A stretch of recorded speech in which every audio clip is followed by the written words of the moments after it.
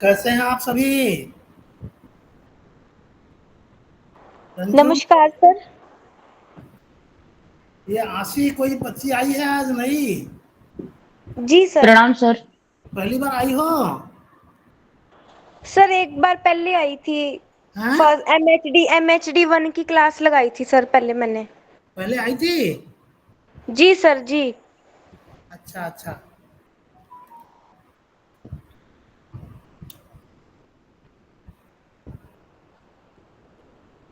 हम लोग शुरू करते हैं।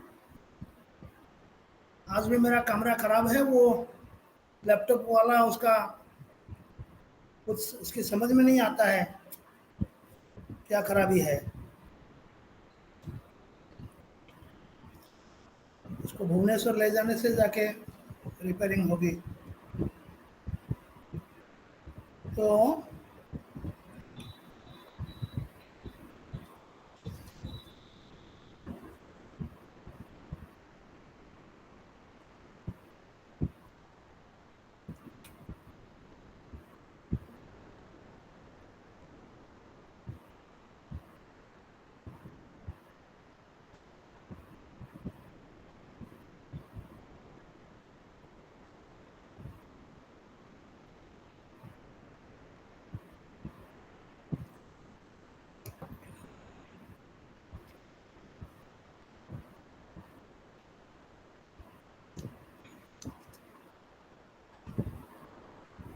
कुछ चीजें हैं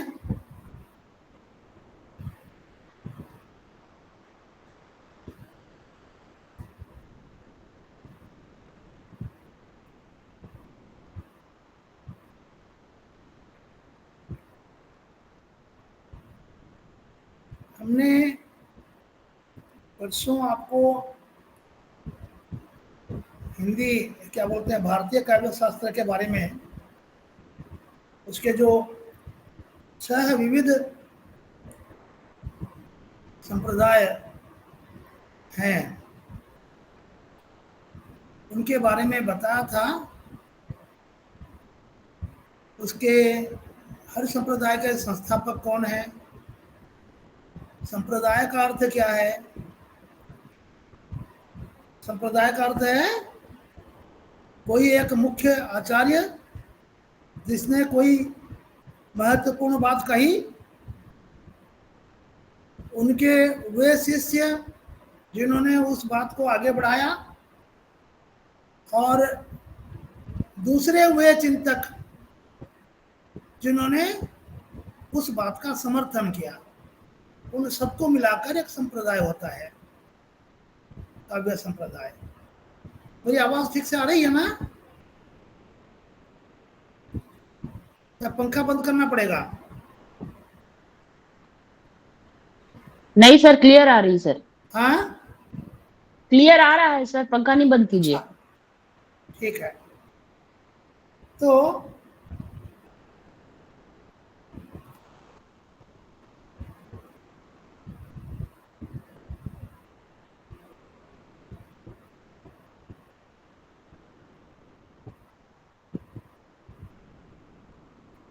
अभी कैसी आवाज आ रही है?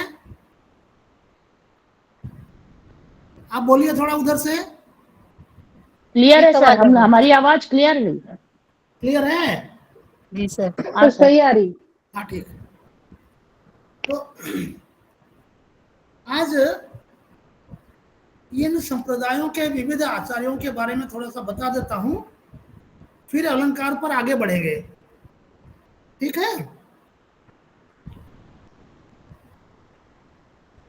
ये जो सबसे पहले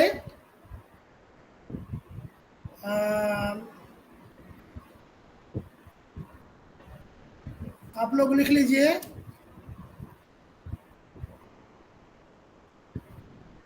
रस संप्रदाय। सबसे पहला कौन सा था? रस संप्रदाय था ना पहले। जी तो रस सर। संप्रदाय के आचार्यों के बारे में लिख लीजिए। भरत मुनि ने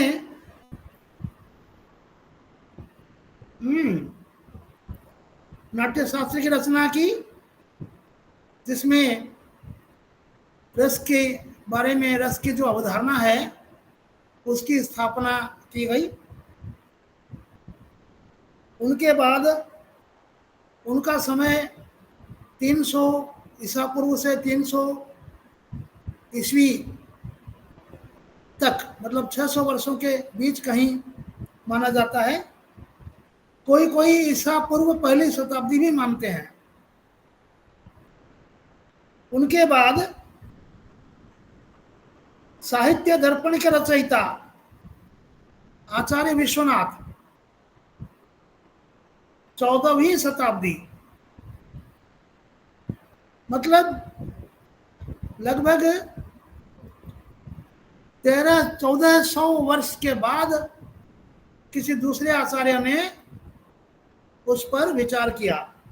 सर साहित्य दर्पण के, अच्छा, हाँ बेटा, साहित्य दर्पण के, 1 मिनट में पंखा बंद करता हूँ, आपकी आवाज नहीं आती।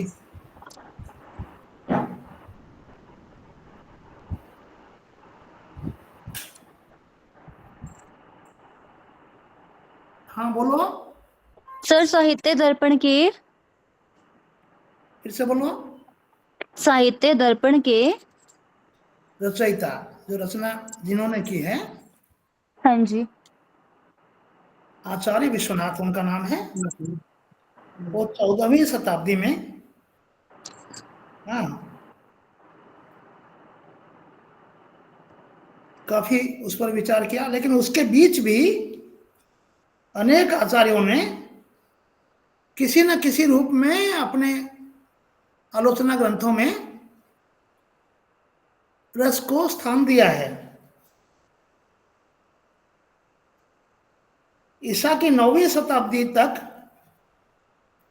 जबकि अलंकार संप्रदाय को प्रधानता प्राप्त थी, अलंकारों को महत्व देते हुए भी रस का अस्तित्व स्वीकार करते थे।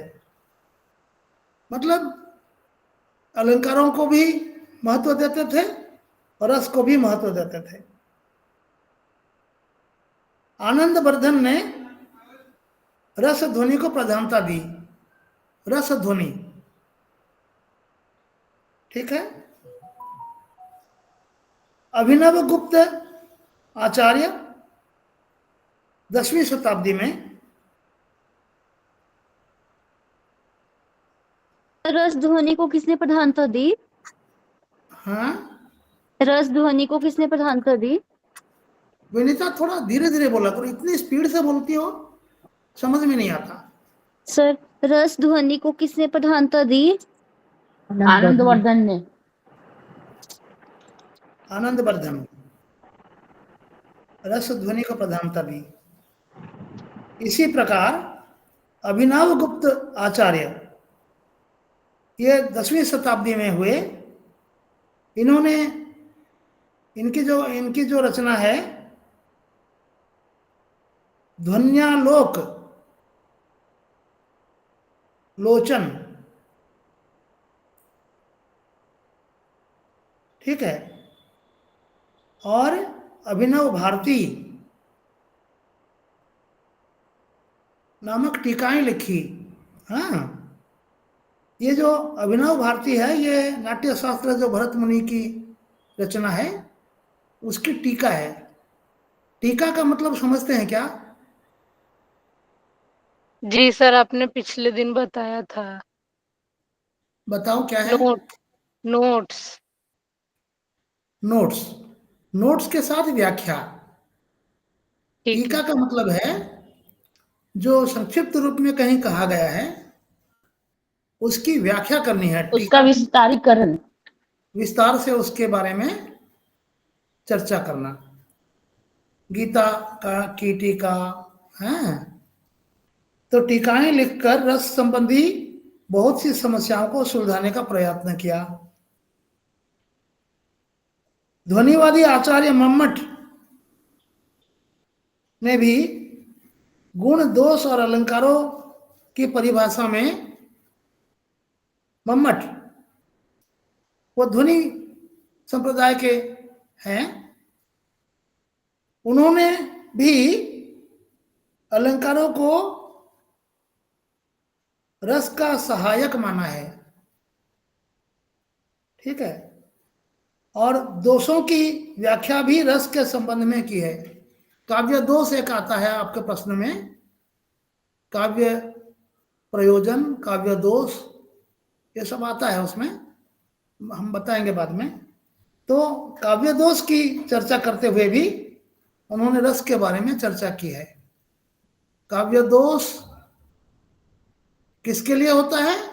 अगर रस उसमें नहीं है तो वह काव्य दोष के रूप में माना जाता है, ठीक है।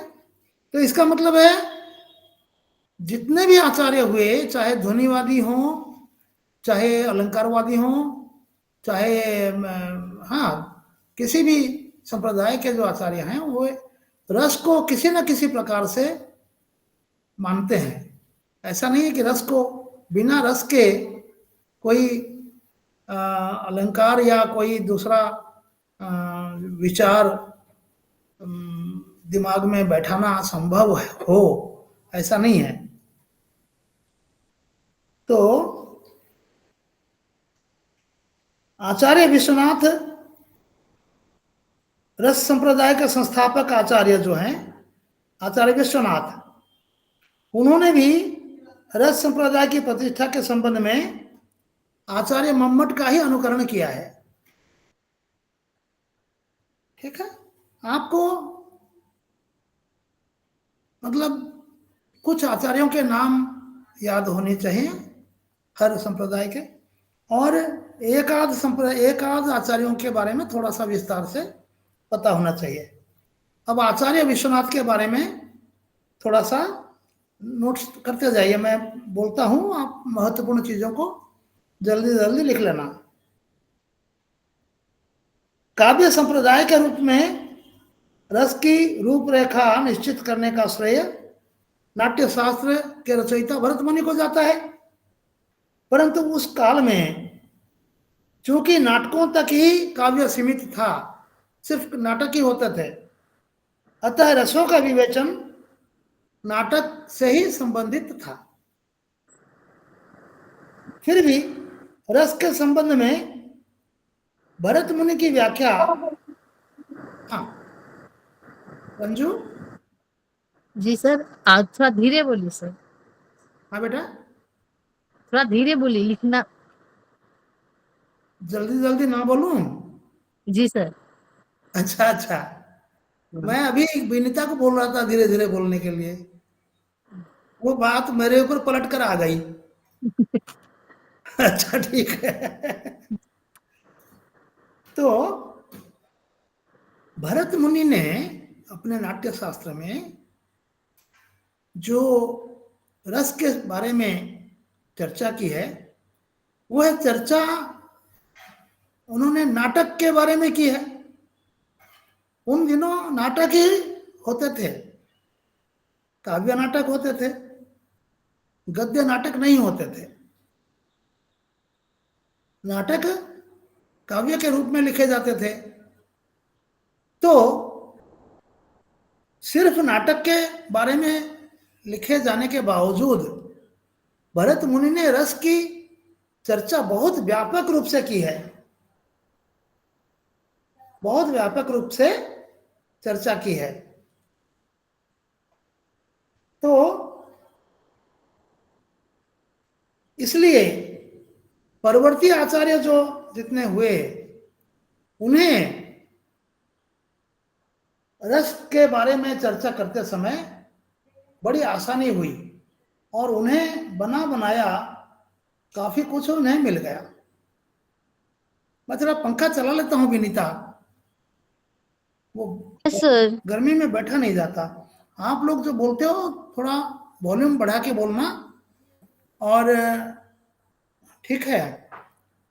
हाँ जी सर। सर ईयरफोन नहीं लगाए सर, हाँ बेटा, ईयरफोन लगाएंगे तो पंखा वाला प्रॉब्लम सॉल्व हो जाएगा sir. Air cooler, earphone cooler लगाएंगे नहीं तो है, पंखा वाला problem. AC. Phone sir, earphone. आपको क्या पता है बेटा इस गुरुजी के बारे में?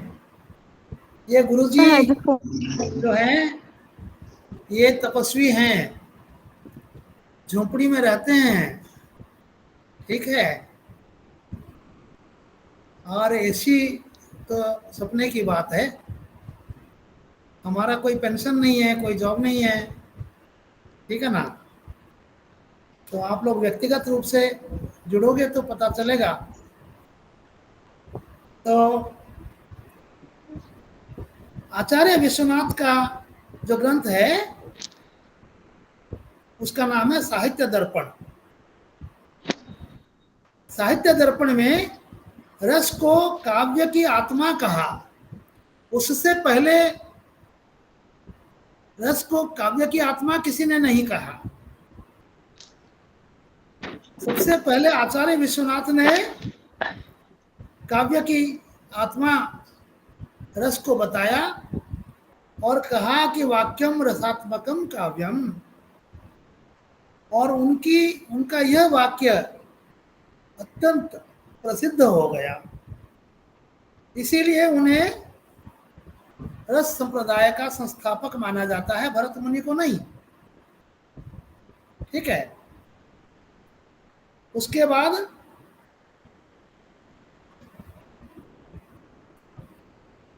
ठीक है,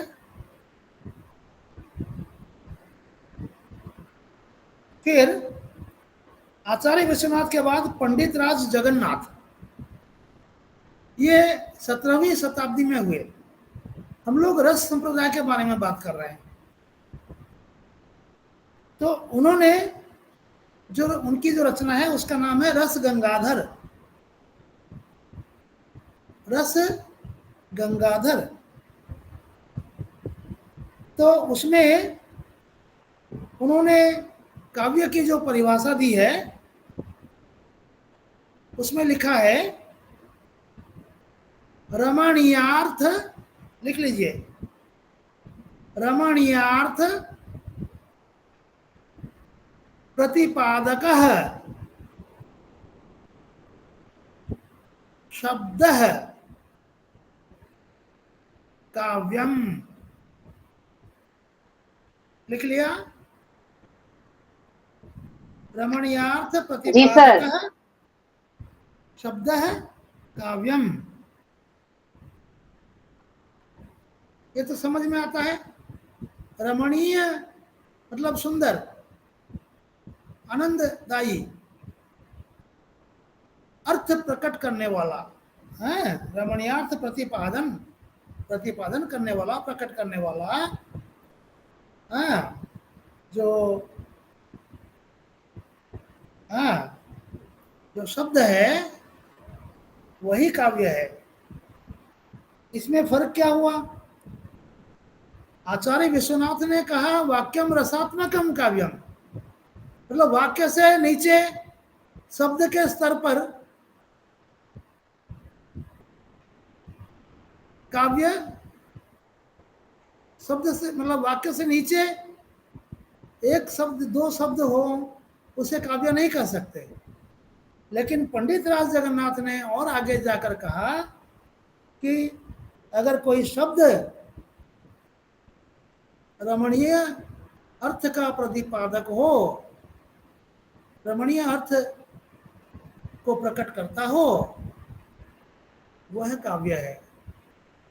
तो ये दोनों जो परिभाषाएं हैं विश्वनाथ और जगन्नाथ, इन दोनों को आपको याद रखना है। और काव्य के बारे में कोई भी प्रश्न आता है उसमें ये परिभाषाएं जरूर देनी है और दोनों के नाम याद रखने हैं, ठीक है। विश्वनाथ और जगन्नाथ, दोनों में नाथ नाथ है, इसलिए भ्रम पैदा हो जाता है कभी कभी, ठीक है। समग्र विश्व को याद रखेंगे तो विश्वनाथ, और विश्व के जो नियामक हैं, चलाने वाले, वो है जगन्नाथ। तो आप अपने मन से एक फॉर्मूला बनाइए जैसे यह याद रह सके। उसके बाद दूसरा संप्रदाय क्या था बताइए? वो सूची देखकर। अलंकार संप्रदाय सर। हैं? अलंकार संप्रदाय सर। अलंकार उसके बाद? हाँ अच्छा, सर, रस के अलंकार को बाद। हम बाद में बताएंगे। उसके बाद क्या है? एक मिनट। रीति हाँ? संप्रदाय। रीति रीति। संप्रदाय। रीति। रीति संप्रदाय। हाँ, रीति संप्रदाय। रीति संप्रदाय सर। हाँ, रीति संप्रदाय तो। हाँ। हाँ, रीति संप्रदाय में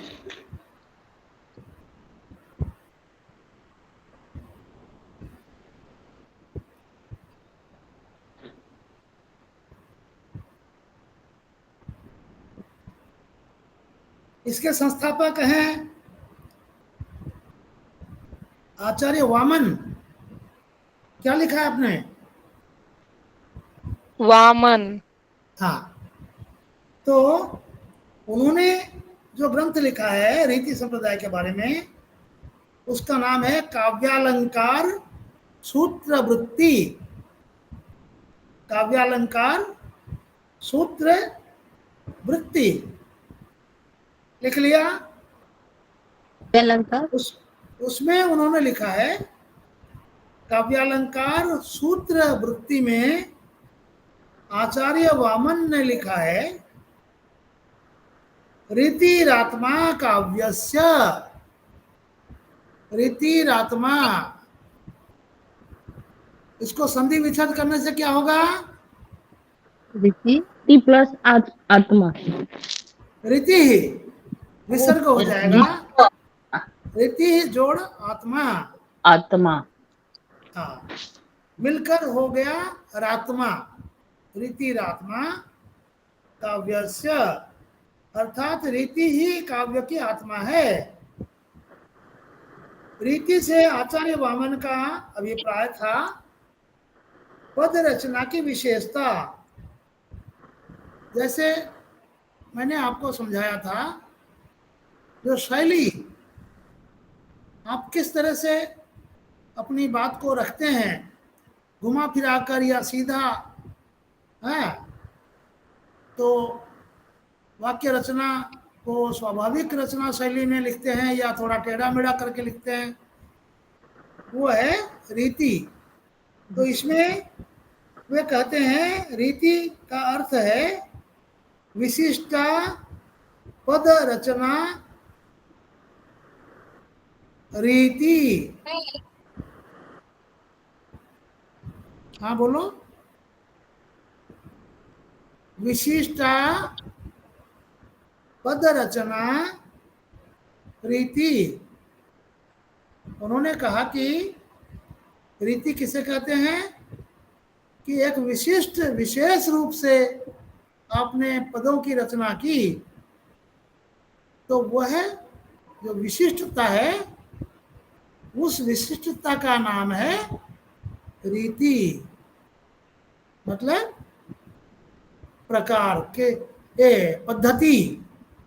हाँ, किस ढंग से आप बात करते हैं, रीति आपकी चलने की रीति, आपके व्यवहार की रीति। हम लोग कहते हैं रीति नीति, कहते हैं कि नहीं कहते हैं संस्कृति में? हाँ, उनकी रीति नीति ठीक नहीं है। तो रीति और नीति, नीति अगर ठीक नहीं है तो रीति कैसे ठीक होगी? रीति मतलब प्रकार, पद्धति, बात करना या काम करने का तरीका। ठीक है।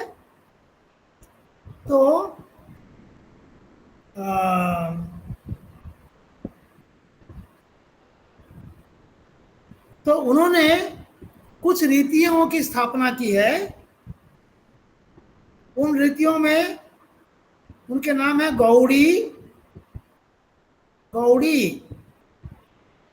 पांचाली और वैदर्भी। उन रीतियों के नाम है गौड़ी, पांचाली और वैदर्भी। इन रीतियों के बारे में हम लोग आगे चलकर चर्चा कर सकते हैं, समय हुआ तो। आपकी पुस्तक में देखिएगा, रीतियों के इन नामों से यद्यपि कुछ प्रांत विशेष का ही पता चलता है, लेकिन इन रीतियों के नाम के साथ किसी प्रांत विशेष का कोई संबंध नहीं है। गौड़ी, पांचाली, वैदर्भी, विदर्भ से वैदर्भी हुआ, पांचाल से पांचाली हुआ, गौड़ राज्य से गौड़ी हुआ, लेकिन इन्होंने ये रीतियों के नाम तो ऐसे रखे, लेकिन उन क्षेत्रों का इस रीति से कोई संबंध नहीं है। गौड़ी रीति का उन्होंने अर्थ बताया है कि ऐसी समास बहुल पदावली, समास बहुल पदावली जिससे ओज गुण की व्यंजना होती है। ओज गुण को आप प्रतिपादन करने वाला समास से भरपूर पदावली को गौड़ी रीति कहते हैं। मौका मिलेगा तो इसका उदाहरण निकालेंगे, ठीक है। समास बहुला पदावली में निश्चय ही कृत्रिमता होगी। समास अगर हर शब्द में समास का प्रयोग करेंगे तो वो नकली नकली लगेगा, स्वाभाविक भाषा उसमें नहीं आ सकेगी। और अगर समास बहुल पदावली हुई तो उसमें समास अधिक होंगे तो शब्दालंकार आ जाएंगे, ठीक है। जितना समास युक्त शब्द होते हैं जितने, उनमें शब्दालंकार अपने आप आ जाते हैं। परंतु यह एक स्वतंत्र शैली है, इसलिए इस प्रकार की रचना का अपना अलग महत्व भी है, ठीक है।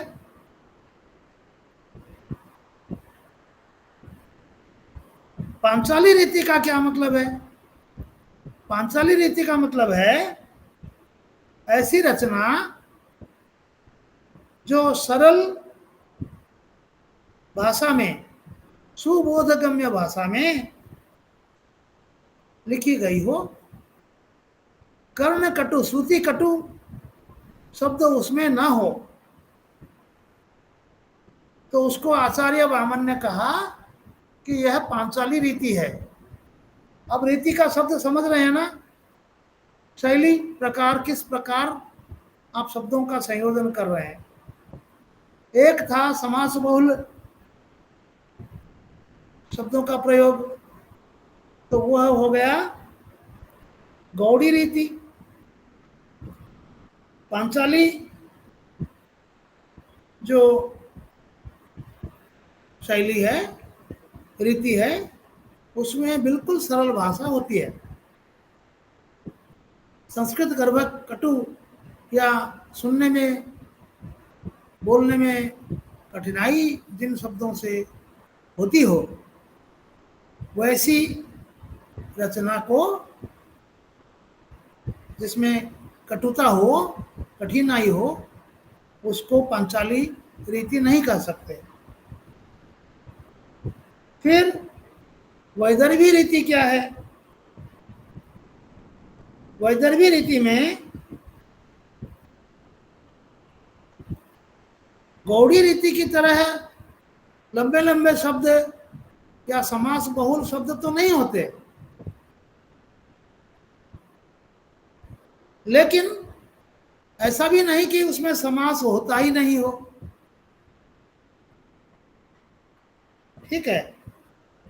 इसमें प्रसाद गुण की प्रधानता होती है, मतलब इसमें समास बहुल मतलब सामासिक पद तो होंगे, लेकिन सरलता भी होगी। बहुत अधिक समासिक शब्द नहीं होंगे। और इसमें प्रसाद गुण का मतलब है शांति, मतलब आत्मतृप्ति जैसी अनुभूति मिलती है। यह हो गया रीति संप्रदाय में वामन द्वारा स्थापित 3 प्रकार की रीतियों के बारे में। ठीक है, तो इसमें संक्षिप्त टिप्पणी आती है। ठीक है, रीति संप्रदाय अक्सर संक्षिप्त टिप्पणी के रूप में आता है और वक्रोक्ति संप्रदाय आता है।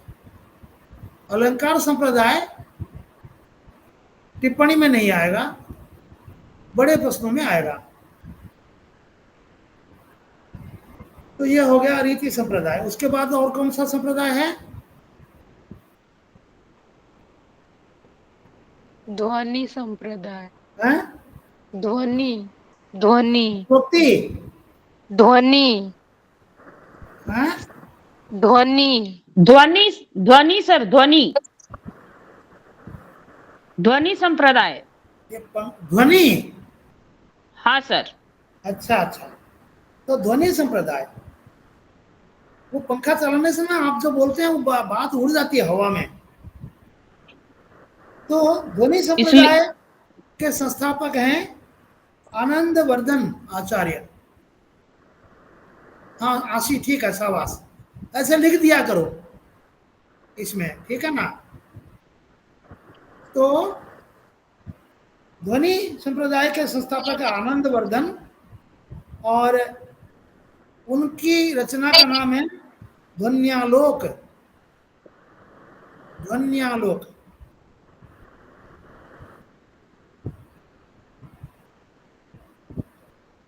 इसमें माना जाता है कि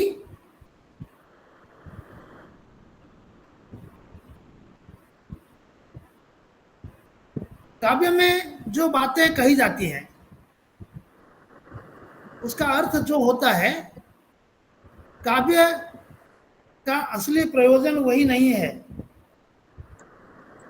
ठीक है, बल्कि उसका कुछ ध्वन्यार्थ भी होता है। ध्वन्यार्थ मतलब सांकेतिक अर्थ। हाँ बेटा, सांकेतिक अर्थ कुछ होता है, वह उसका असली प्रयोजन है। मतलब काव्य में सीधे सीधे जो बात कह दी गई, आपको शब्द शक्ति के बारे में जब पढ़ेंगे तो आपको पता चलेगा कि उसमें लाक्षणिक अर्थ, व्यंजना अर्थ है ना, वही है। अभिधा अर्थ जो सीधे सीधे लिखा गया, उसका एक ध्वनित अर्थ होता है, मतलब एक परोक्ष रूप से कुछ अर्थ भी निकलता है। उससे वही जो है काव्य की आत्मा है, काव्य का प्रयोजन है। प्रयोजन मतलब, प्रयोजन का मतलब क्या है? आवश्यकता। काव्य रचना करने की आवश्यकता क्या है? काव्य को समाज में वजूद में रहने की क्या जरूरत है? कुछ उपदेश देना, संदेश देना, कुछ जागरूकता पैदा करना, किसी विशेष भाव को लोगों तक पहुंचाना, यह है काव्य का प्रयोजन, आवश्यकता या कार्य। प्रयोजन का अर्थ क्या है? काव्य क्या काम करता है? तो वो कहते हैं कि जो सीधे सीधे लिखा गया है वो वही काव्य की आत्मा नहीं है। काव्य की आत्मा जो है, उसके परोक्ष रूप से जो अर्थ निकलता है वह काव्य की आत्मा है। इसलिए ध्वनि संप्रदाय मतलब, ध्वनि का मतलब है आवाज, शब्द, साउंड। लेकिन यहाँ साउंड के बारे में बात नहीं हो रही है। एक जो कोई अर्थ व्यंजित होता है, जैसे आप कहते हैं उनका घर नदी पर है या सड़क पर है, तो किसी का घर सड़क सड़क पर होता है क्या? सड़क के ऊपर थोड़ी होता है, सड़क के किनारे होता है। तो ये जो कह दिया गया सड़क पर घर है, वो तो गलत हो गया।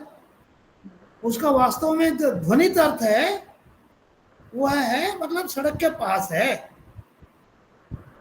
एकदम सड़क से सटा हुआ भी नहीं होगा, सड़क से निकलने वाली गली में हो सकता है, मतलब सड़क के निकट है। तो यह ध्वन्यार्थ जो है वही है असली काव्य का प्रयोजन या काव्य की आत्मा। बात समझ में आई?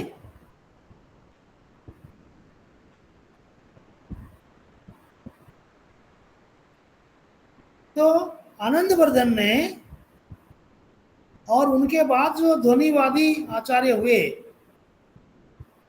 उन सभी ने काव्य का जो लक्ष्य भाव है, जो लक्ष्य भाव मतलब काव्य का उद्देश्य, जिस भाव को प्रतिपादन करना है, प्रकट करने का है, उसी को रस माना है। ठीक है? इस तरह से ध्वनिवादियों ने भी रस को काव्य की आत्मा माना है। रस भी काव्य की आत्मा है और ध्वनि भी काव्य की आत्मा है, दोनों हैं। ठीक है? उसके बाद आनंदवर्धन के बाद आचार्य अभिनव गुप्त 9वीं शताब्दी के मध्य में, आचार्य अभिनव गुप्त 9वीं शताब्दी के मध्य में हुए। उन्होंने रस और ध्वनि को आपस में जोड़ा। वे ध्वनिवादी हैं, लेकिन उन्होंने रस की महत्ता को भी प्रधानता दी, क्योंकि ये जो ध्वनि से जो अर्थ निकलता है, जो उसका प्रभाव पड़ता है, वही है रस।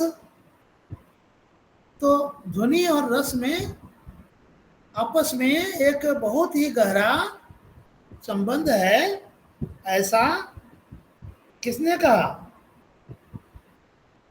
अभिनव गुप्त ने कहा। ठीक है?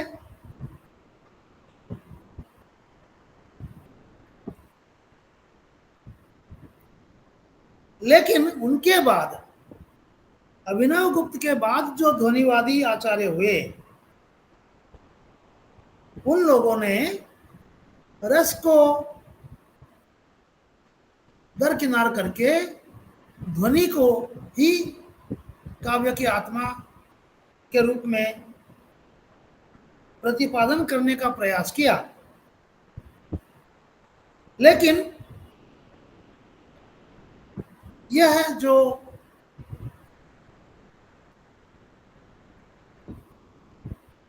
उनका जो क्या कहते हैं सिद्धांत, लोगों को स्वीकार नहीं हुआ। ठीक है?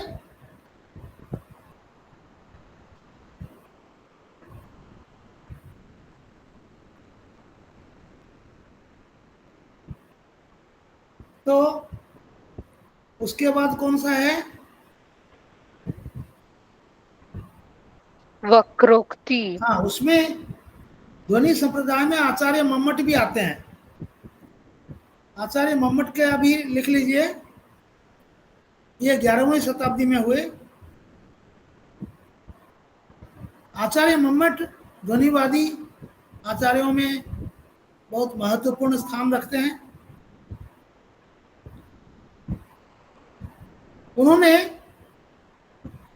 रस का विवेचन ध्वनि के अंतर्गत किया है, मतलब ध्वनि प्रधान है, उसी से रस की उत्पत्ति होती है।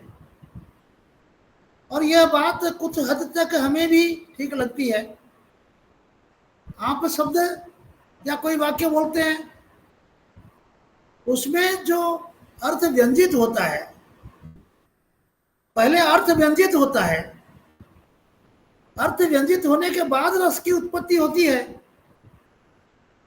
आप लोग सोचिए, हम या आप कुछ बोल रहे हैं, उसको पहले श्रोता सुनेगा, सुनने के बाद उसका अर्थ वो समझेगा, अर्थ को समझने के बाद ही उसके मन में जो रस का जो स्थायी भाव है वह उद्दीप्त होगा। समझ रहे हैं ना? तो इसलिए ध्वनि पहले है, रस की उत्पत्ति बाद में होती है। अब अगर ध्वनि से किसी रस की उत्पत्ति नहीं हुई तो क्या वह काव्य कहलाएगा? अब उल्टा आ जाता है कि किसी बात का अगर ध्वन्यार्थ कुछ निकल रहा है, उसमें कोई विशेष रस की उत्पत्ति नहीं हो रही है, तो क्या वह काव्य कहलाएगा? नहीं। इसलिए रस प्रधान है। तो इसलिए ध्वनि और रस में बहुत ही गहरा संबंध है, जो इनके पहले के जो आचार्य हैं, किसने कहा था? अभिनव गुप्त, ठीक है ना? अभिनव गुप्त के जो विचार हैं ध्वनि के बारे में, रस के बारे में, वह कुछ हद तक महत्वपूर्ण है।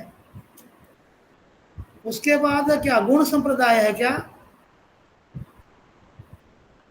वक्रोक्तिक सिद्धांत है सर। लिख दो चैट बॉक्स में। वक्रोक्ति। हाँ बेटा, वक्रोक्ति। वक्रोक्ति हाँ बोल सर। रही होगी। हाँ सर, हाँ सर। अच्छा, अब वक्रोक्ति संप्रदाय क्या है?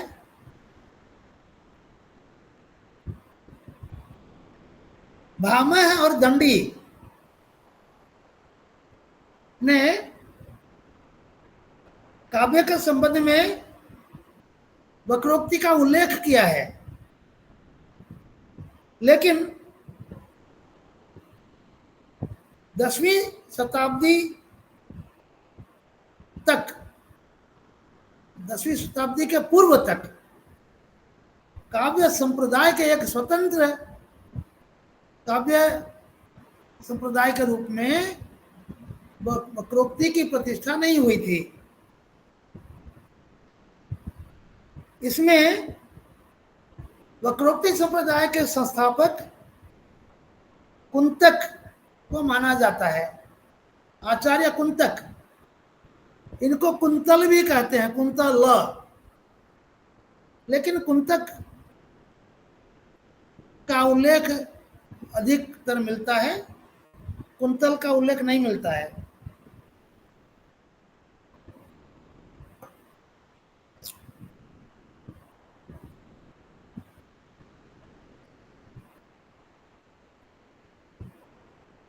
ये भामह और दंडी ने वक्रोक्ति के बारे में जो विचार व्यक्त किए थे, उसी को कुंतल ने अपने ग्रंथ का आधार बनाया। उस ग्रंथ का नाम है वक्रोक्ति जीवित, जीवित, वक्रोक्ति जीवितम, जीवितम ना सर, वक्रोक्ति जीवितम, वक्रोक्ति जीवितम। जीवितम, हाँ सर, तम है। अनुस्वार रहेगा? नहीं, त के बाद म पे हलंत है सर। लिख दो, थोड़ा चैट बॉक्स में लिखो ना बेटा। मेरा हिंदी टाइपिंग नहीं है सर इसमें। वक्रोक्ति हाँ ठीक है, हाँ, जीवितम। आशी ने सही अच्छा। लिखा है। ठीक है, वक्रोक्ति जीवितम, शाबाश। मैं इस किताब में, मैंने नोट्स में मैं संशोधन कर देता हूं।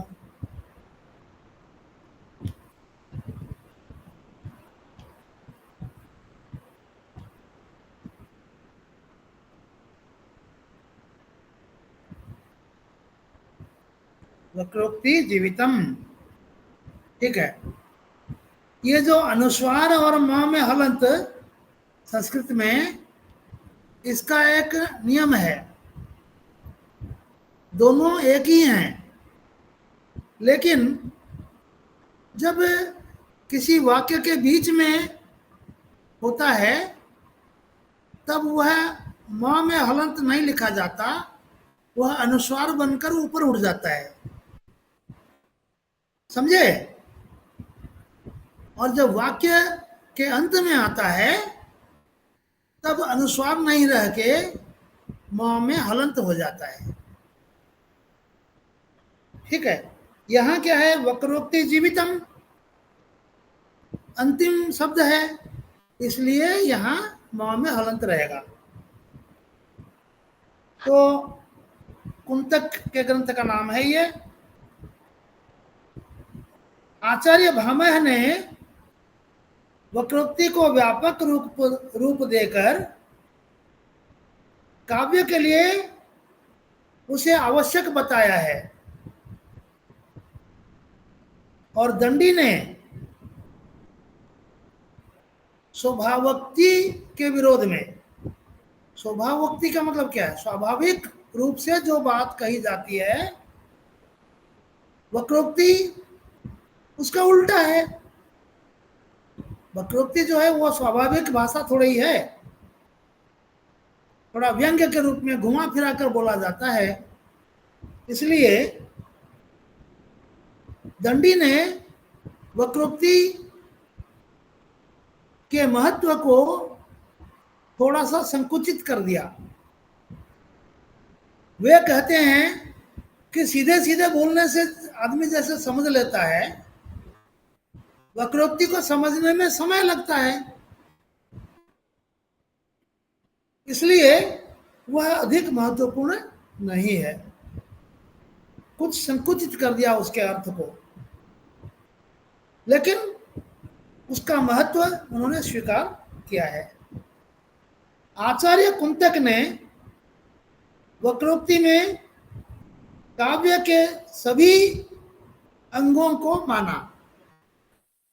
काव्य के जितने अंग हैं, जितने भाव हैं, वो सारे के सारे उन्होंने वक्रोक्ति के अंदर समाहित कर दिया और उसे एक वक्रोक्ति सिद्धांत के रूप में स्थापित किया। किसने किसने स्थापित किया? कुंतक ने। कुंतक ने, ठीक है।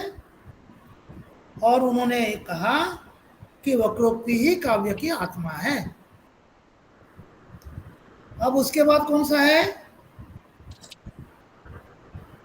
गुण। गुण संप्रदाय जो है वह अधिक महत्वपूर्ण नहीं है। लोगों ने, विद्वानों ने कहा कि, हाँ बेटा, सर वक्रोक्ति के बाद औचित्य था। औचित्य जी हाँ, औचित्य सिद्धांत ठीक है, सर। गुण गुण पहले सुन लो, ठीक है। औचित्य मैं देखूंगा, औचित्य कहाँ है।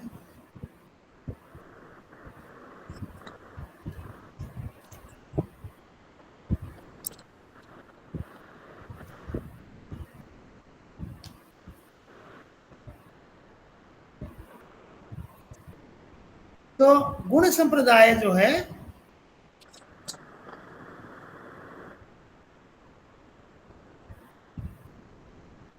गुण संप्रदाय का आविर्भाव रीति संप्रदाय से हुआ, क्योंकि प्रत्येक रीति का किसी न किसी गुण से ही संबंध होता है, परंतु फिर भी हाँ बेटा रंजू, जी चैट बॉक्स में लिखो ना बेटा, ये पंखा बंद कर देने से बैठा नहीं जाता। हाँ, हमारा कोई काम स्थायी हो जाए कहीं हम, तब एसी लगाएंगे। हम तो घूमते सर रहते। हाँ बोलो अर्पिता। ज्योत्सना कह रही थी कि हम लोगों की तरह ईयरफोन लगाने, वो कान में लगाते हैं ना, वही उसने कहा था। कान में लगाने वाला? हाँ हाँ, जो तार वाले लगाते हैं, ब्लूटूथ वाला लगाते हैं, तो उसने कहा था वो लगाएंगे तो पंखा चालू रहने से भी कोई समस्या नहीं होगी। अच्छा अच्छा, वो क्या हाँ लैपटॉप हाँ में लगेगा? हाँ, लगता है वो साइड में होता है। आप ब्लूटूथ वाला भी ले सकते हैं जो बिना लगाए भी काम करता है। अच्छा अच्छा, ठीक है ठीक है। हाँ हाँ, उसने वही कहा था। अच्छा अच्छा, वो देखेंगे। हाँ, उसके बारे में भी, ये तो अच्छा अच्छा सुझाव है। हम लोग लगाते हैं सभी लोग, इसीलिए पंखा हम लोग का चालू रहता है तब भी सुनाई देता है। अच्छा ओहो, ये बात है। जी बूढ़े सर। लोगों को उसमें पता नहीं होता ना ये सब। उसमें एयर डिस्टरबेंस या आउटसोर्स डिस्टरबेंस नहीं रहेगा सर। आपको कुछ भी चलते, इवन इफ बाहर से भी आवाज या कुछ आएगी तो आवाज नहीं आएगा, जो फोन का आवाज है वही आएगा आपको सिर्फ। अच्छा अच्छा, ठीक है। तो ये कौन, रंजू बोल रही थी? जी सर, मैं ज्योत्सना बोल रही हूँ। हाँ ज्योत्सना, अच्छा अच्छा, ठीक है। तो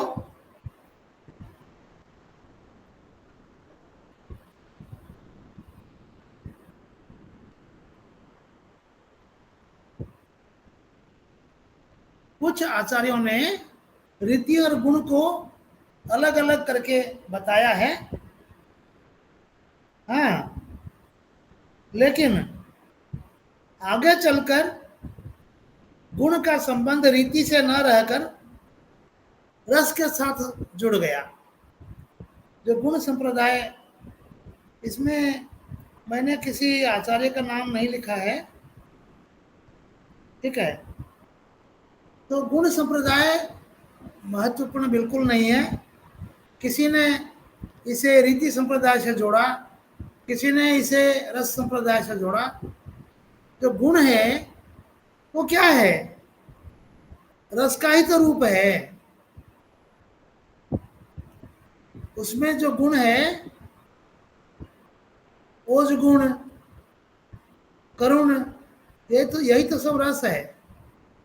तो इसलिए गुण संप्रदाय जो है वह महत्वपूर्ण नहीं है।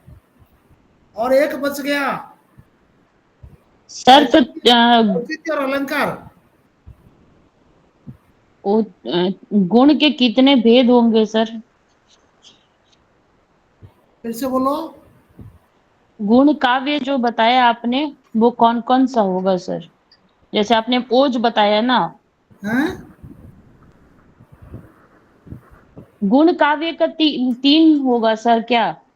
ओज बताया और शायद प्रसाद, और तीसरा मेरे को याद नहीं आ रहा है क्या होगा सर। गुण, गुण का जी सर। हाँ, ओज बताया, प्रसाद, और शायद तीसरा का ध्यान नहीं आ रहा, तीसरा क्या होगा? ओज गुण, प्रसाद गुण, और हाँ, मैं और बताऊंगा। ठीक तीसरा? है, तीसरा सर? थोड़ा सा याद करके बताएंगे। हाँ, सती गुण। ठीक है सर। अच्छा। तो अभी और औचित्य भी हम बाद में बताएंगे। मेरे पास औचित्य के नोट्स नहीं है, तो आप, हम लोग अभी अलंकार संप्रदाय पर चलते हैं, ठीक है। अलंकार संप्रदाय जो है, रस संप्रदाय और अलंकार संप्रदाय, ये दोनों सबसे अधिक महत्वपूर्ण संप्रदाय हैं। और इनमें से बहुत व्यापक जो है वो अलंकार संप्रदाय है। रस में तो 10 प्रकार के रस हैं, 11 प्रकार के हो गए हैं, कल मैं परसों जो बताया था, ठीक है। लेकिन अलंकार संप्रदाय जो है, यह 300 प्रकार के अलंकार हैं। अब कितना याद रखेंगे आप लोग? तो उसमें से कम 30-40 तो आपको याद होने चाहिए कि नहीं? 300 में से 10%, 30 प्रकार का आपको पता होना चाहिए कम से कम, उसकी पहचान कर सकें, उसको बता सकें। हाँ, ठीक है ना? तो अलंकार संप्रदाय जो है, इसमें आचार्य भामह का नाम पहले आता है। भामह ने जो ग्रंथ लिखा है उसका नाम है काव्यालंकार। हाँ, उसमें उन्होंने अलंकार वादी आचार्यों के रूप में कुछ लोगों का नाम लिखा है उस अलंकार में कि मेरे से पहले इन लोगों ने ये बात कही है। मतलब एक रिसर्च जैसी बात होती है ना। जैसे आप कोई बात कहते हैं तो अपनी बात के समर्थन में आप प्रेमचंद, महादेवी वर्मा, जयशंकर प्रसाद, इन लोगों का उदाहरण देते हैं कि उन्होंने भी यही बात कही है। मतलब अपनी बात के समर्थन में उनका उल्लेख किया जाता है। वही बात सबके लिए हर युग में लागू है। तो जो भामह ने अपने काव्यालंकार ग्रंथ में 1, 2, 3 नाम लिखे हैं। राम शर्मा और दूसरे आचार्य का नाम है मेधावी। ठीक है, इनका दूसरे उल्लेख क्या किया नाम है है, सर? लेकिन ये जो राम शर्मा और मेधावी, इनकी कोई रचना आज तक नहीं मिल पाई है। इसलिए भामह को ही अलंकार संप्रदाय के संस्थापक के रूप में स्वीकार किया जाता है। 1 मिनट, मैं थोड़ा देख लेता हूँ कौन कॉल कर रहा है।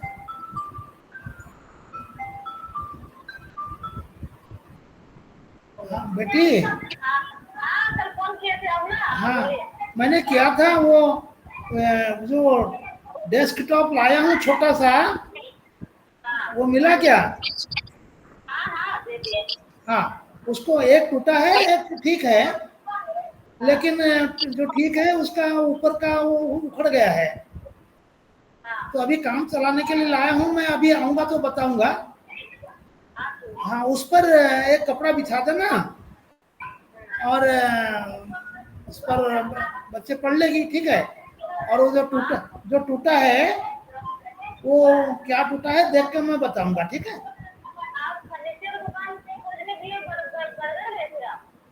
मैं बाद में बताता हूँ, मैं क्लास में हूँ। मैं 8 बजे क्लास खत्म होगी तब निकलूंगा। हाँ ठीक है बेटा, क्लास देखेगी क्या?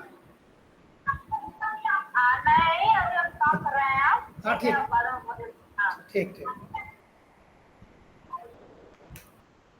अच्छा, तो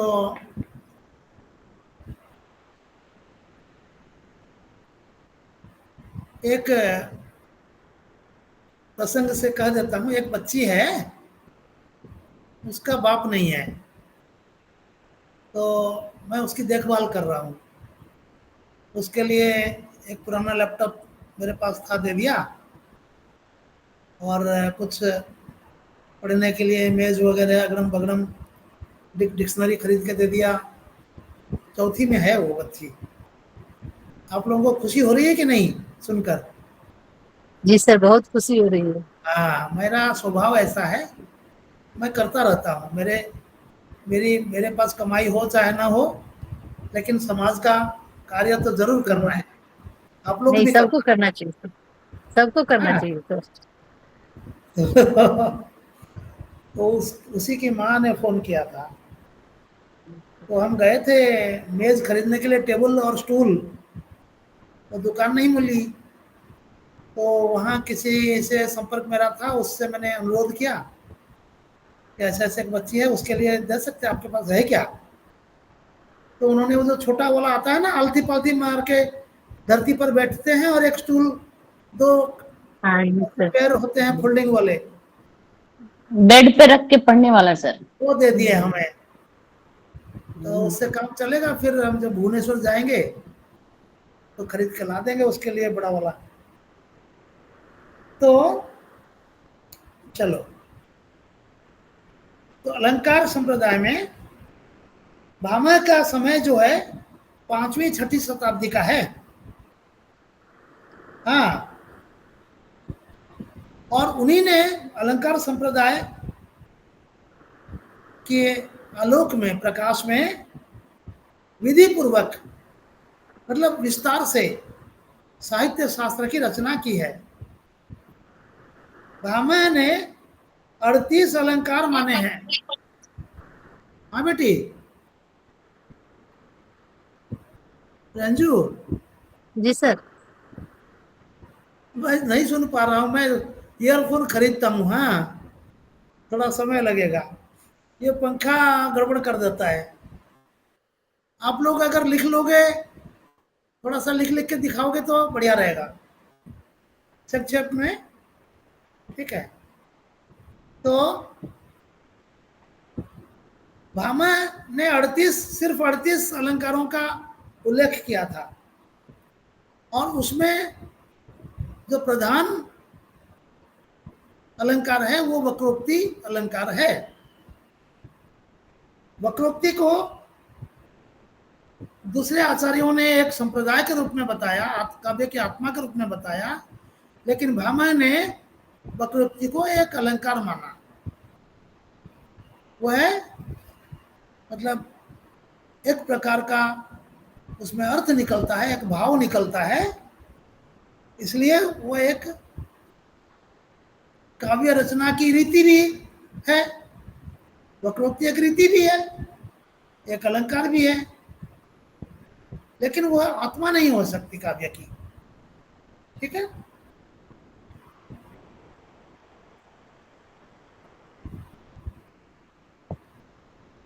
तो इस प्रकार भामह ने जब वक्रोक्ति का उल्लेख कर रहे हैं, इसका मतलब वो रस को भी स्वीकार कर रहे हैं। बिना रस के अलंकार नहीं हो सकता। अलंकार का उद्देश्य है एक विशेष प्रकार का रस उत्पन्न करना, ठीक है ना। तो ये जितने भी संप्रदाय हैं, ये आपस में एक दूसरे से संबंधित हैं, ठीक है ना। उसके बाद भामह के समकालीन आचार्य दंडी, ठीक है, उन्होंने काव्यादर्श नामक ग्रंथ लिखा, ठीक है। और अलंकारों को उन्होंने कहा कि यह काव्य शोभा का उत्पादक उपकरण है। काव्य शोभा का उत्पादक उपकरण, मतलब अलंकार एक उपकरण है। क्या बोलते हैं उसको, एक जैसे कलम एक उपकरण है लिखने के लिए, साधन, माध्यम, ठीक है, जिसके द्वारा कुछ काम होता है, उसको उपकरण कहते हैं। तो अलंकार जो है एक उपकरण है जो काव्य में शोभावर्धन, काव्य का शोभावर्धन करता है, ठीक है। तो यह एक गुण है, अलंकार का गुण है, ये काव्य का गुण है। तो यहां गुण संप्रदाय बीच में आ गया। दंडी ने इस गुण पर जोर दिया है, जबकि भामह ने गुण पर इतना बल नहीं दिया है। क्या गुण है अलंकार का? गुण क्या है? काव्य की शोभा में इजाफा करना, ठीक है ना। उसके बाद भामह और दंडी के बाद 8वीं शताब्दी में उद्भट, आचार्य उद्भट ने काव्यालंकार सार संग्रह लिखा है। काव्यालंकार, आचार्य उद्भट का नाम लिखिए, काव्यालंकार सार संग्रह, ठीक है।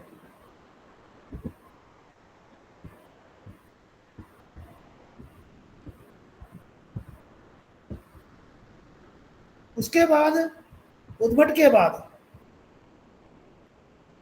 रुद्रट, रुद्रट ने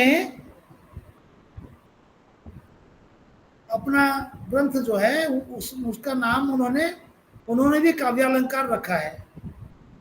काव्यालंकार नाम से 2 ग्रंथ हुए, एक लिखा है भामह ने, एक लिखा है रुद्रट ने। तो रुद्रट ने रसों को आवश्यक मानते हुए अलंकार को महत्वपूर्ण बताया है। 9 रसों के बाद रुद्रट ने 10वां रस जो है वो रुद्रट ने बताया है, वह है वात्सल्य रस, ठीक है। उद्भट ने 9 रस बताए थे, उद्भट ने 9 रस बताए थे, रुद्रट ने 10वां रस। ये बहुत महत्वपूर्ण चीज है, लिख लीजिए। हाँ, और रुद्रट ने 10 रस बताए, जिसमें उन्होंने वात्सल्य रस को जोड़ा।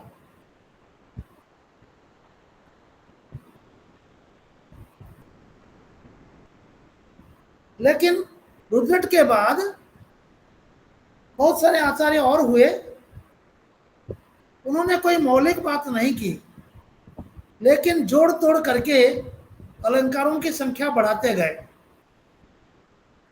ठीक है। मूल रूप से 38 अलंकार थे भामह के, जो बढ़कर 300 तक पहुंच गए, ठीक है। ये हो गया आपका विविध संप्रदायों के बारे में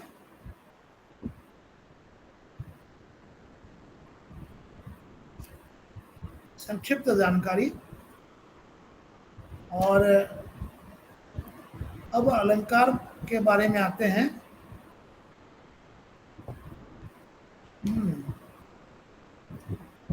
अलंकार के बारे में हम लोग कल पढ़ रहे थे, कहाँ तक पहुंचे थे? शब्दालंकार, उसमें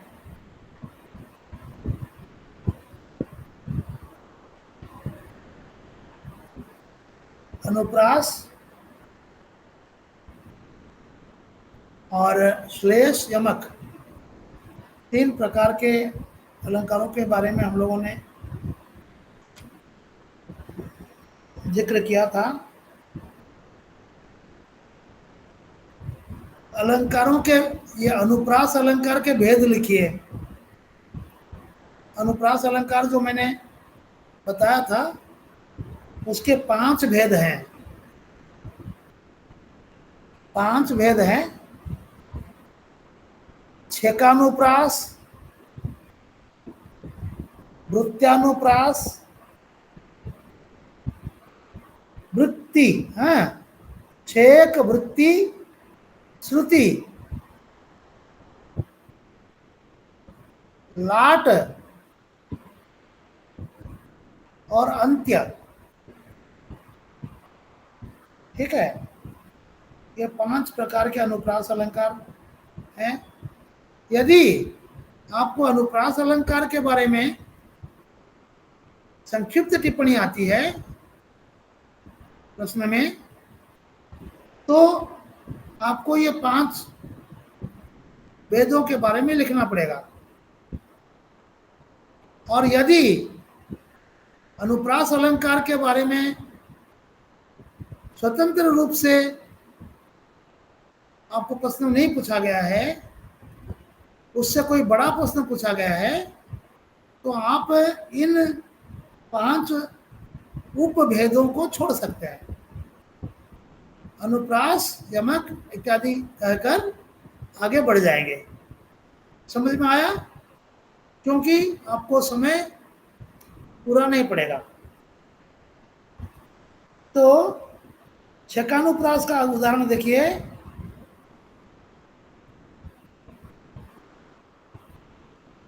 एक या अनेक वर्णों का सिर्फ 2 बार प्रयोग होगा, सिर्फ 2 बार। ठीक है, एक वर्ण या अनेक वर्ण, लेकिन 2 बार आएगा।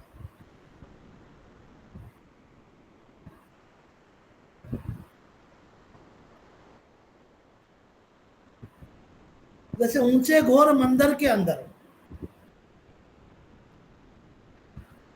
ऊंचे घोर मंदिर के अंदर र 3 बार आ गया, तो यह छकानुप्रास नहीं हुआ।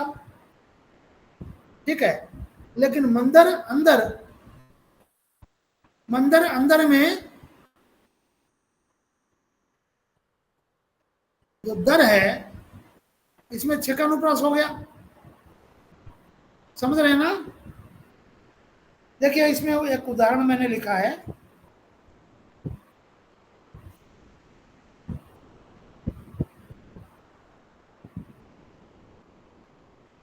शोक विकल अति सकल समाजु, शोक विकल अति सकल समाजु। इसमें सकल विकल में कल कल 2 बार आया। ठीक है, लेकिन क 3 बार आया। तो यहां आप लिखेंगे क में नहीं, कल कल, विकल और सकल में छकानुप्रास है, ऐसे लिखेंगे उत्तर। ठीक है,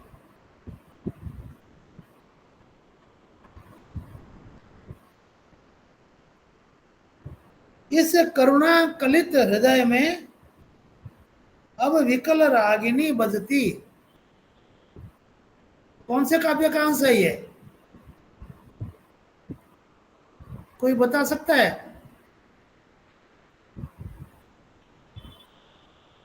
जयशंकर प्रसाद,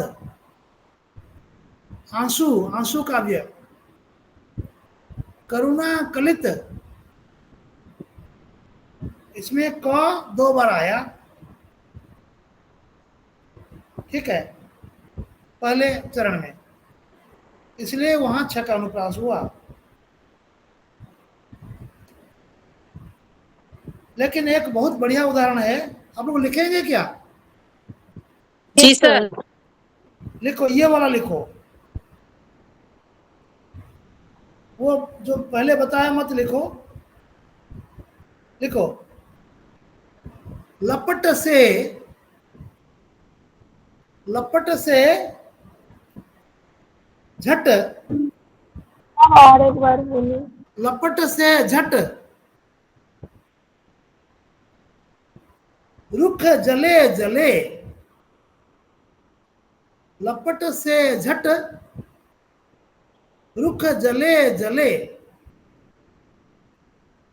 यहां लपट झट में टॉटो 2 बार आया, जले जले इसमें 2 बार आया। फिर अगला चरण, नद नदी घट, नद नदी घट सूख चले चले, नद नदी इसमें 2 बार आया, घट सूख चले चले, चले चले 2 बार आया। फिर अगला चरण, विकल ये मृग, विकल ये मृग मीन, विकल ये मृग मीन मरे मरे। सर एक बार रिपीट कर दीजिए। हाँ बेटा, सर रिपीट कर दीजिए। फिर से बोलो। सर एक बार दोबारा बोलिए। हाँ, मैं बताता हूं। लपट से झट रुख जले जले, नद नदी घट सूख चले चले, विकल ये मृग मीन मरे मरे। मृग और मीन में मां 2 बार आया, मरे मरे में 2 बार आया। विकल ये दृग, विकल ये दृग मतलब आंख। विकल ये दृग दीन, द में बड़ी की मात्रा, भरे भरे।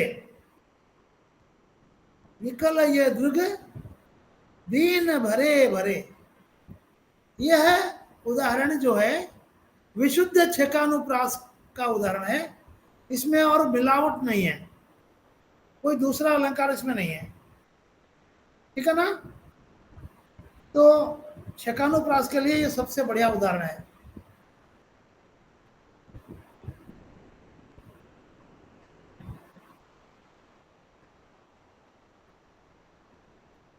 और वृत्यानुप्रास, वृत्य अनुप्रास, हाँ, वृत्य अनुप्रास में छेकानुप्रास में 2 बार आता था और इसमें 2 से अधिक बार आता है। वृत्त, वृत्त का मतलब क्या है? घुमाओ, घूमना, ठीक है।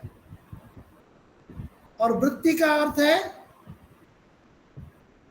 वृत्ति से प्रवृत्ति आती है, मतलब पुनरावृत्ति की जो प्रवृत्ति है। किसी कविता में अगर वो वृत्ति बन जाती है, मतलब कवि उसको अधिक इस्तेमाल करता है, उसको वृत्यानुप्रास कहते हैं। इसका एक उदाहरण है, देखिए, एक या अधिक वर्णनों का 2 से अधिक बार। झांकन झंझे के झोंके में झुक कर खुले झरोखे से। लिखेंगे इसको सर रिपीट कीजिए। और एक है, मान में न गान में न सुधारस पान में है, जल में न थल में न गिरी में गगन में। ये दूसरा वाला लिख लो पहले, पहला वाला। झांक न झंझा, झांक न झंझा के झोंके में। झंझा का मतलब क्या? तूफान। तूफान के झोंके में मत झांक। झांक न झंझा के झोंके में झुक कर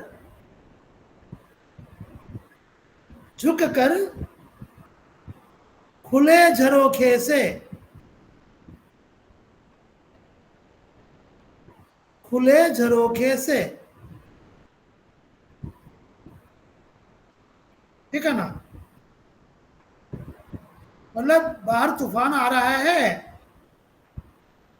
बहुत सारे झोंके, तूफान के झोंके आ रहे हैं, तो खुला झरोखा खोलकर तुम बाहर मत झांक। क्यों?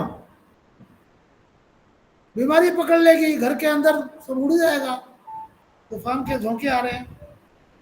झांक न झंझा के झोंके में झुक कर खुले झरोखे से। लिख लिया? जी सर। एक ही रहने दो ना, और लिखोगे? सर एक और बोल दीजिए। लिखोगे? जी सर, एक और बोल दीजिए।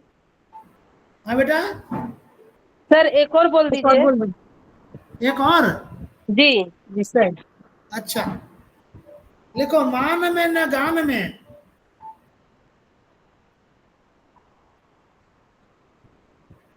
मान में न गान में न सुधारस पान में है, मान में न गान में न सुधारस पान में है, जल में न थल में जल में ना थल में repeat ना करना। गिरी में,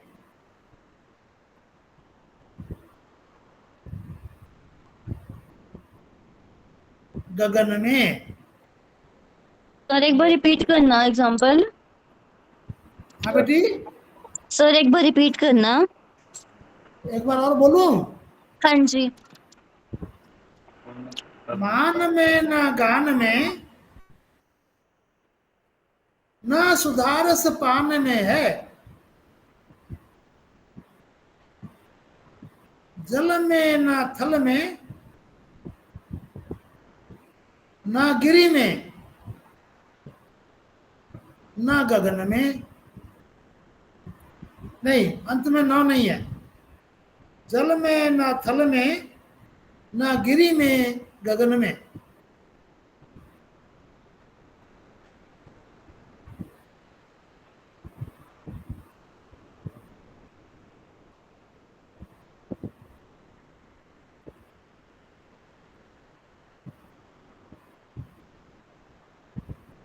ठीक है।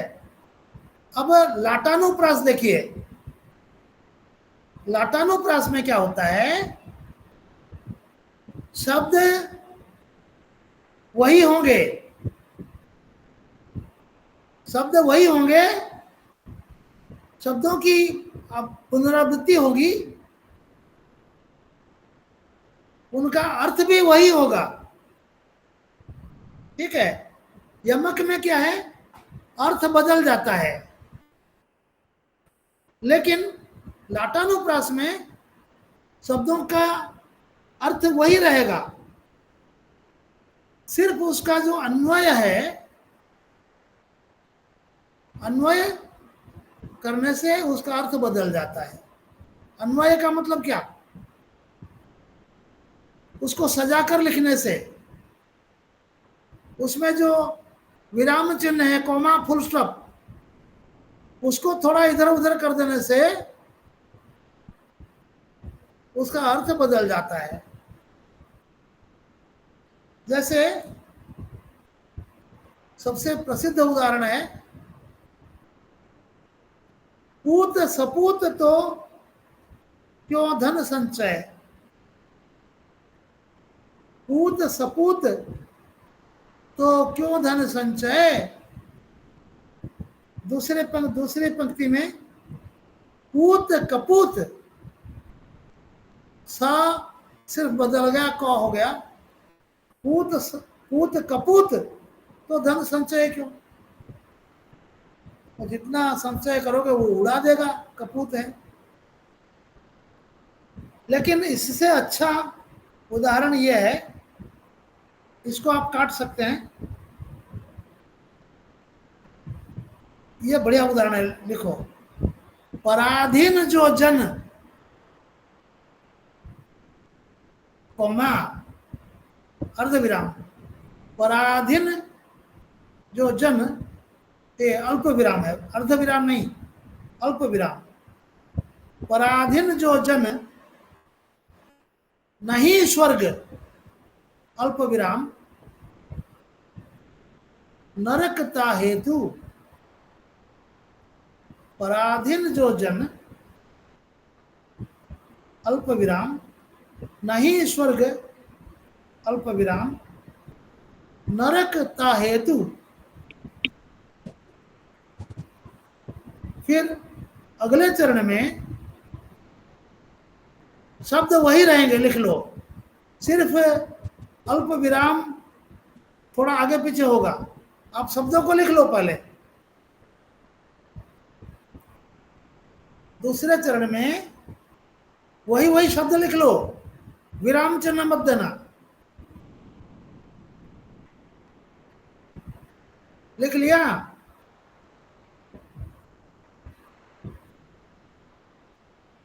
दूसरे चरण में विराम चिन्ह कहाँ रहेगा, पराधीन जो जन नहीं, नहीं के बाद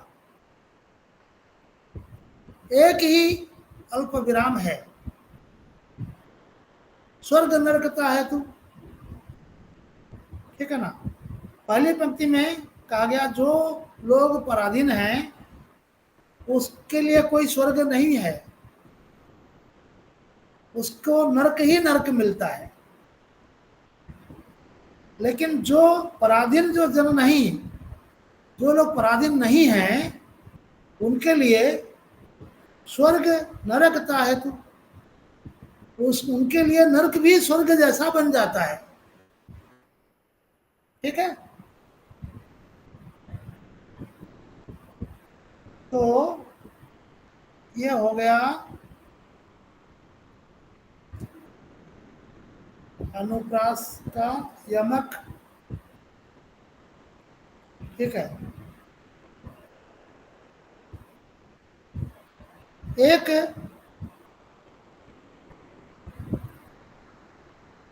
शब्दालंकार में एक और है विप्सा, वो हमें बड़ी की मात्रा। विप्सा को पुनरुक्ति प्रकाश भी कहते हैं। पुनरुक्ति प्रकाश मतलब एक ही शब्द बार बार आएगा, उसका भाव भी वही होगा।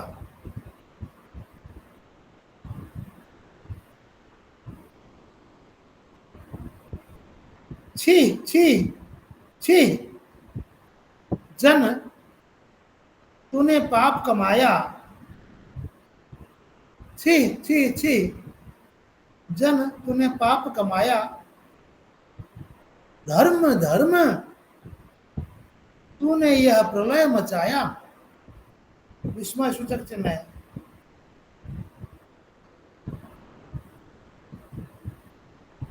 राम राम, हाँ सर धर्म धर्म तूने ये छी छी छी जन अल्प विराम तूने पाप कमाया। फिर अगले चरण में धर्म धर्म संबोधन चिन्ह है। तूने यह प्रलय मचाया, संबोधन चिन्ह है।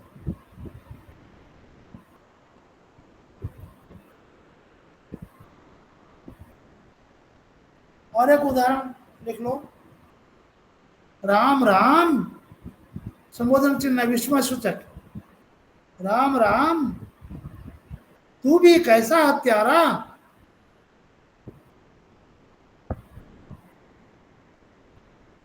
हाय हाय तूने भाई को मारा, विस्मय सूचक चिन्ह। यहाँ वही शब्द दो बार आते हैं, उसका अर्थ भी वही है, बदलता नहीं है। ठीक है, लेकिन इसे छेकानुप्रास नहीं कह के विप्सा क्यों कहा जाता है? हाँ, छेकानुप्रास में क्या था?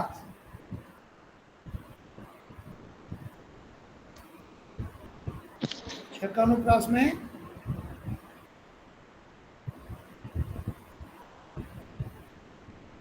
तो ये तो दो बार आया, छी छी छी तीन बार आया, राम राम दो बार आया। ठीक है ना? तो ये पुनरुक्ति प्रकाश जो है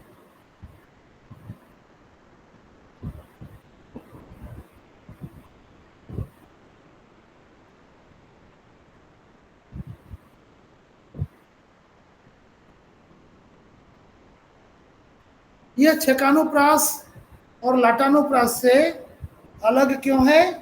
क्योंकि इसमें भावों की गहराई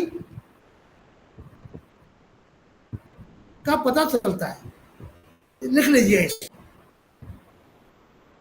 छेकानुप्रास और वृत्त्यानुप्रास। छेकानुप्रास में दो बार और वृत्त्यानुप्रास में दो से अधिक बार। तो इनमें सर विप्सा अलंकार में लिख सकते हैं, इसमें भावों की प्रधानता होगी। विप्सा अलंकार में लिख सकते हैं, इसमें भावों की प्रधानता रहेगी। हाँ, भावों की गहराई या प्रधानता। छेकानुप्रास और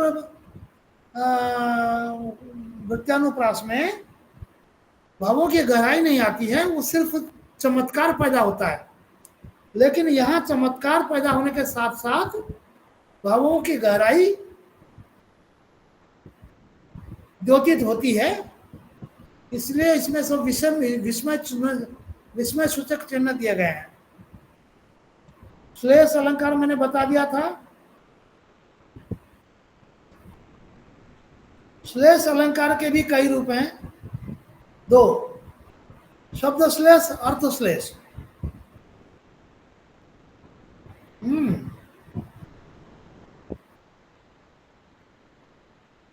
शब्द श्लेष, अर्थ श्लेष। शब्द श्लेष कौन सा है? जहां एक ही शब्द के एक से अधिक अर्थ हो, वो है शब्द श्लेष। ठीक है, जैसे मैंने कल बताया था, चिलिमुख धारी है रावण सिर सरोज बनचारी। शब्द एक ही है, लेकिन उसमें अलग अलग अर्थ हो जाते हैं। उसी एक शब्द के अलग अलग अर्थ हो जाते हैं, तो वो शब्द श्लेष हुआ। शब्द श्लेष का एक और उदाहरण देखिए, चरण धरत, चरण धरत चिंता करत, चरण धरत चिंता करत, चित्तवत चहु और, चरण धरत चिंता करत, चित्तवत चहु और, सुवर्ण, सुवर्ण को देखत फिरे, सुवर्ण को देखत फिरे, कवि व्यभिचारी,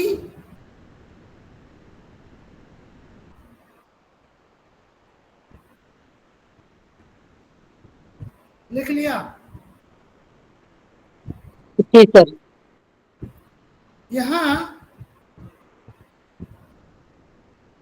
पहले चरण में जो चरण शब्द है, ठीक है,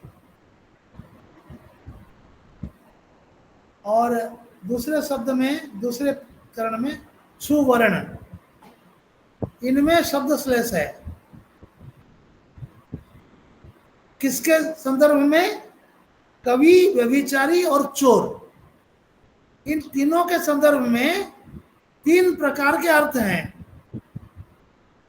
देखिए, कवि के संदर्भ में चरण का अर्थ है कविता की पंक्ति।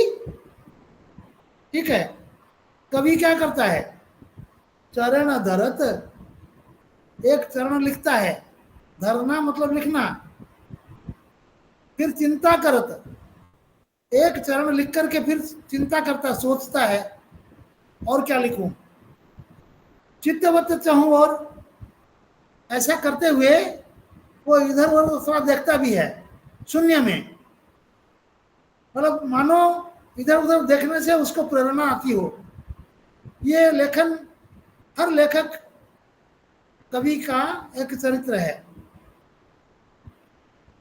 और वो क्या देखत फिरे, कवि क्या देखता है, क्या मतलब क्या ढूंढ रहा है?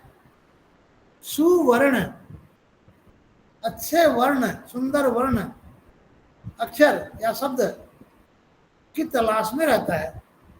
देखत फिरे, समझ में आया? अब व्यभिचारी के संदर्भ में इसका अर्थ देखो, चरण धरत,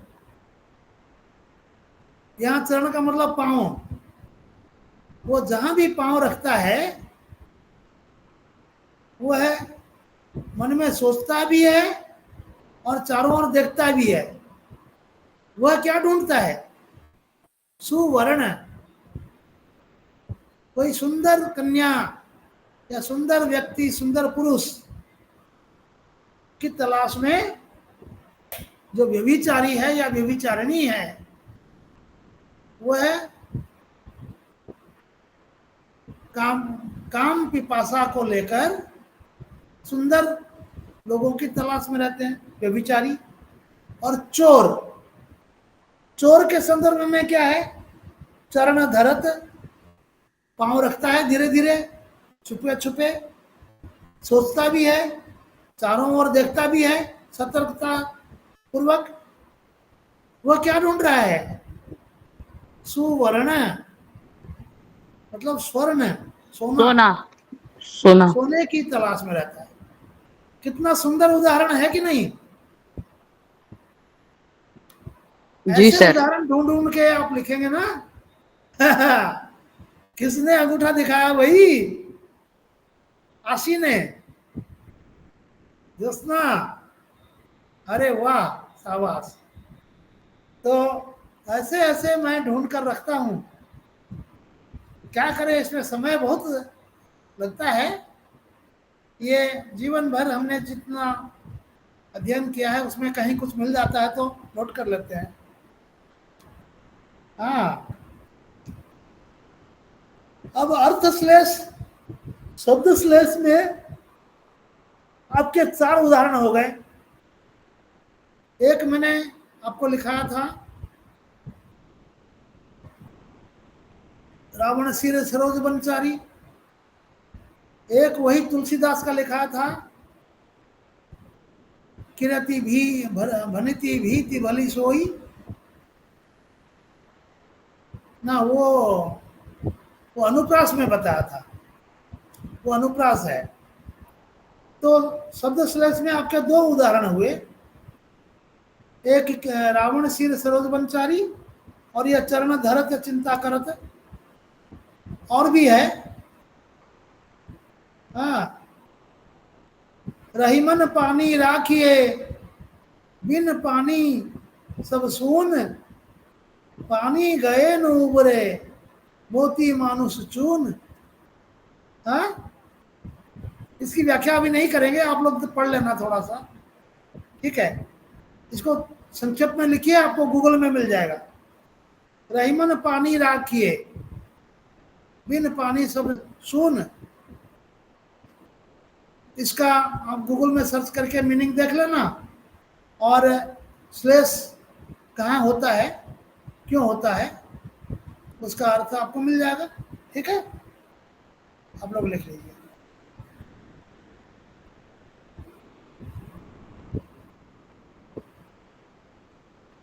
ठीक है,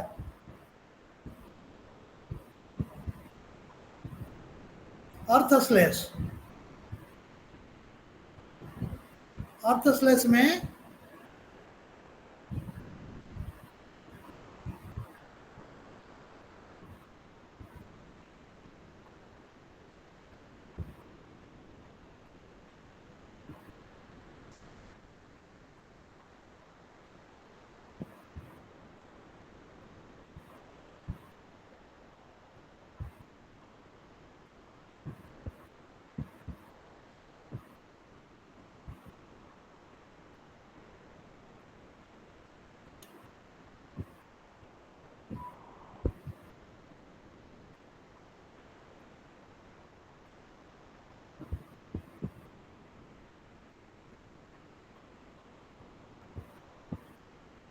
देखिए, साधु चरित शुभ सरिस कपासु। साधु रामचरितमानस से है। साधु चरित शुभ सरिस कपासु,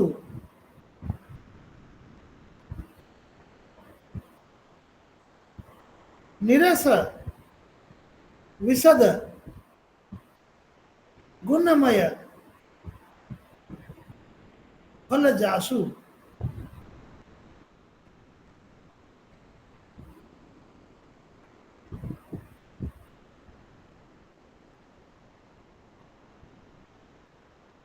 ये जो निरस विशद और गुणमय और फल, ये साधु और कपास, हाँ, ये दोनों के अर्थ में उसका अलग अलग अर्थ हो जाता है। इसको थोड़ा सा आप गूगल से देखना है, मैं स्पष्ट रूप से नहीं लिख पाया हूँ, ठीक है। साधु चरित सुबह सरिस कपासु, इसको थोड़ा देख लेना। तो बाकी वक्रोक्ति वगैरह थोड़ा सा समय नहीं पूरा पड़ेगा, वक्रोक्ति बता देता हूं। जहां वक्र मतलब टेढ़ा, ठीक है, वक्रोक्ति का मतलब मैंने पहले बताया था, वक्र मतलब परोक्ष रूप से घुमा फिरा कर बोलना, तो वक्र मतलब टेढ़ा, और उक्ति का मतलब है वचन, टेढ़े वचन, ठीक है। तो टेढ़े वचन जो है उसको वक्रोक्ति कहते हैं, मतलब घुमा फिरा कर बोलना। तो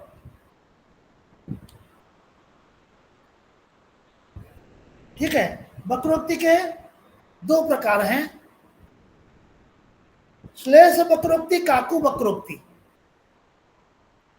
श्लेष वक्रोक्ति और काकू वक्रोक्ति। श्लेष वक्रोक्ति में क्या होता है, एक शब्द होता है जिसमें एक से अधिक अर्थ होते हैं, शब्द एक ही है, अर्थ अधिक होता है। जैसे उदाहरण ले लीजिए, एक कबूतर देख, एक कबूतर देख पूछा कहाँ अपर है। एक कबूतर देख पूछा कहाँ अपर है, लिख लिया। तो उसने उत्तर दिया, उसने कहा एक कबूतर देख पूछा कहाँ अपर है, उसने कहा अपर कैसा, अपर कैसा, प्रश्नवाचक। उड़ है गया, उड़ है गया सपर है, उड़ है गया सपर है। यहाँ अपर शब्द में श्लेष अर्थ है। अपर का मतलब बिना पैर वाला है, बिना पंखों वाला, और अपर का अर्थ है दूसरा। प्रश्नकर्ता ने देखा कि उसके किसी के हाथ में एक ही कबूतर है, दो कबूतर होने चाहिए, तो उन्होंने पूछा, एक कबूतर देख के पूछा कि और दूसरा कहाँ है। तो उस व्यक्ति ने उत्तर दिया, अरे वो उसका वो अपर थोड़ी ही है, वो तो सपर है, उसमें तो पंख हैं उसके, इसलिए उड़ गया। ठीक है, अच्छा उदाहरण है कि नहीं? जी सर। फिर काकू वक्रोक्ति। काकू वक्रोक्ति में क्या होता है,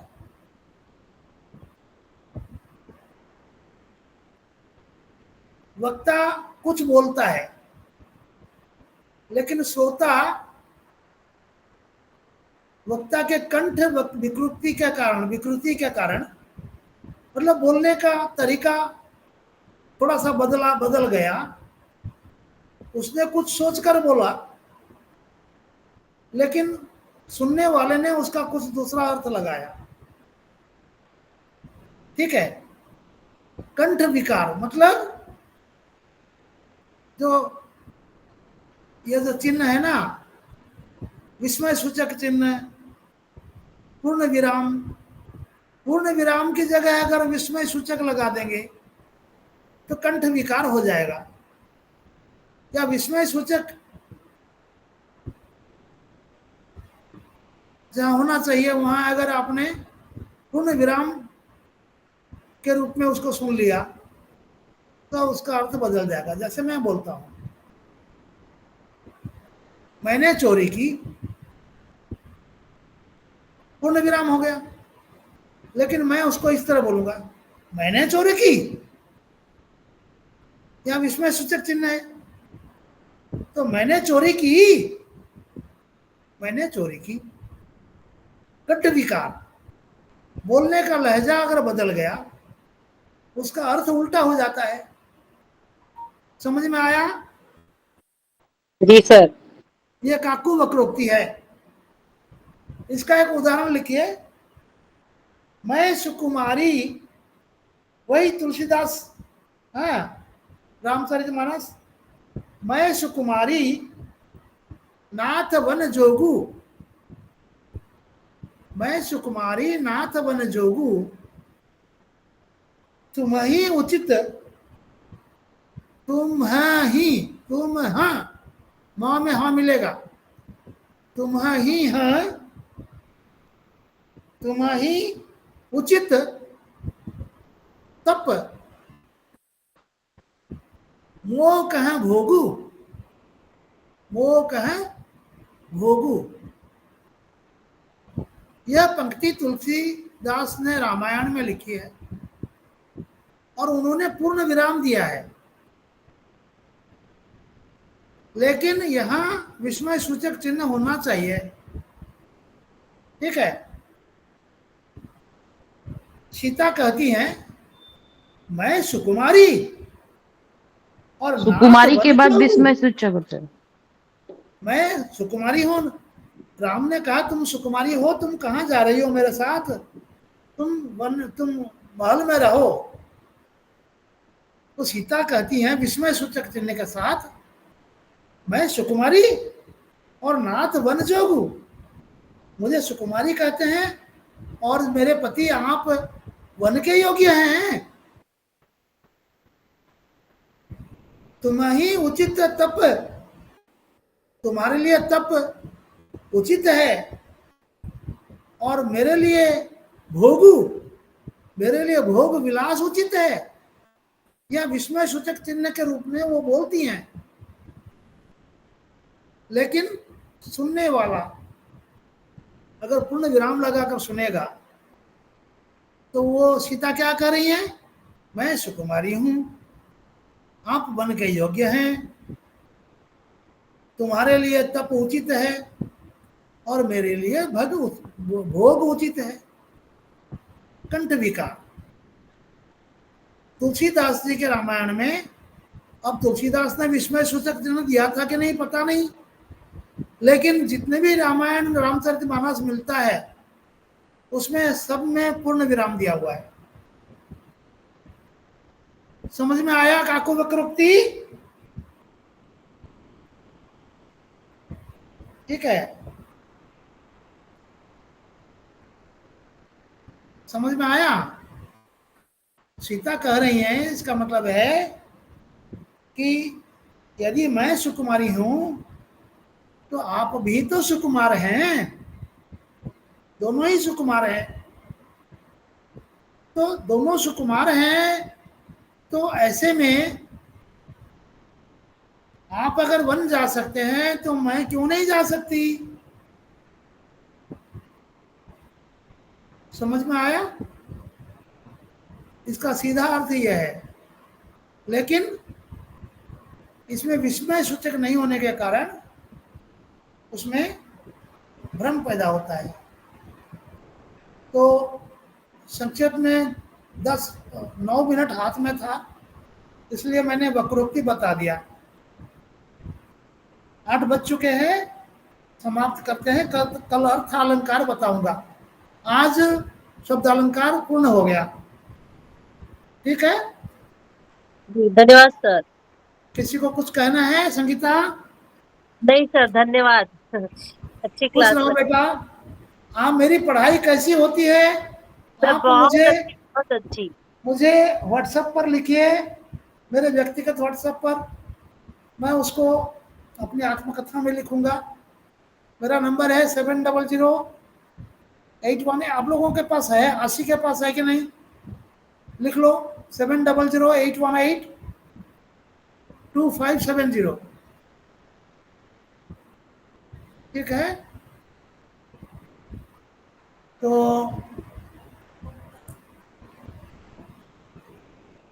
खत्म करते हैं, कल फिर मिलेंगे। प्रणाम सर। खुश प्रणाम रहो, सर। खुश रहो बेटा।